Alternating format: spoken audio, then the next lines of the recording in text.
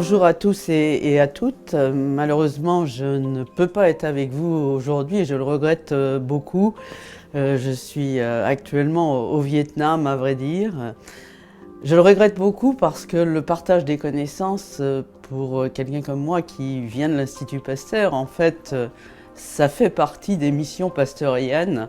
C'était la vision de Louis Pasteur de partager les connaissances avec tous et avec toutes, où qu'ils soient, de par le monde. D'ailleurs, voilà la raison pour laquelle aussi je suis au Vietnam. Ce que je voulais faire aujourd'hui, c'était un petit peu de vous parler des maladies émergentes, des maladies infectieuses plus particulièrement émergentes, parce que je suis sûr que beaucoup dans la salle se posent la question quel est encore le virus dont on va nous parler demain. Bien sûr, récemment, vous avez entendu parler de Zika. Avant, il y a eu l'épidémie d'Ebola en 2014.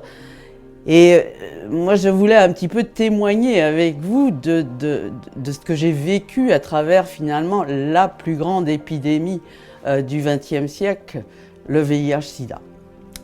Le VIH-Sida, je pense que il nous a un petit peu tous réveillés. Vous savez, moi j'ai commencé ma carrière en 1970. C'était l'époque où finalement on croyait tous qu'il n'y aurait plus de maladies infectieuses émergentes. Il y avait eu le développement des antibiotiques, il y avait eu le développement d'un certain nombre de vaccins, l'éradication de la variole. Et finalement, moi, lorsque j'ai commencé ma carrière à l'Institut Pasteur, je ne m'intéressais pas franchement aux maladies infectieuses, j'y croyais plus, je m'intéressais plutôt au cancer. Finalement, ces maladies aussi qui posent problème et qui sont aujourd'hui des maladies émergentes.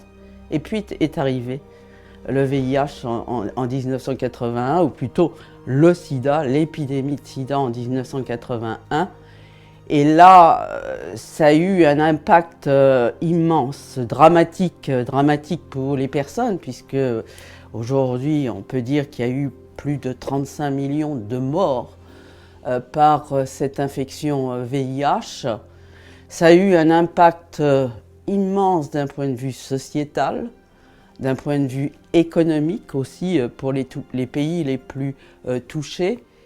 Et donc finalement, c'est un petit peu un exemple qu'il faut garder en tête pour d'autres émergences.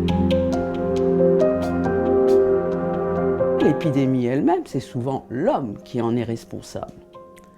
Alors c'est quelque chose qu'il faut garder en tête parce que si on veut lutter contre ces émergences, il faut une réponse globale. Il faut une réponse collective, à mon sens, parce que finalement, la dissémination de ces infections, elle est liée aux activités de l'être humain dans le monde entier, que ce soit les transports. Vous savez tous combien les voyages touristiques se sont multipliés de par le monde et les virus ou les agents pathogènes, eux, ils circulent avec les hommes et les femmes qui circulent en avion ou par d'autres moyens de transport. Ils sont dus aussi au réchauffement climatique. Et le réchauffement climatique, il est lié à multiples choses, mais entre autres à la déforestation. Et puis, il a aussi, et nous avons tous notre responsabilité dans la réponse même à ces épidémies émergentes. Et là encore, je vais repartir du VIH parce que là aussi, je pense que c'est un beau modèle d'une réponse globale qui a impliqué bien sûr et qui implique toujours les chercheurs, les personnels soignants, les médecins bien évidemment les politiques ont joué et jouent toujours un rôle important parce que c'est grâce aux efforts internationaux, aux financements qui ont été donnés au niveau international qu'on est aujourd'hui avec 15 millions de personnes sous traitement aujourd'hui dans le monde. Il y en a encore 15 millions à traiter, donc ça n'est pas fini. Mais il y a d'énormes progrès grâce à la réponse politique. Sans volonté politique, on n'y arrive pas. Alors voilà, c'est cette cette politique, je vais dire, du tous ensemble, cette politique du tous ensemble qu'on a appris avec le VIH-Sida, il faut absolument, à mon sens, l'appliquer à bien d'autres choses que le VIH-Sida. On y a repensé au moment d'Ebola.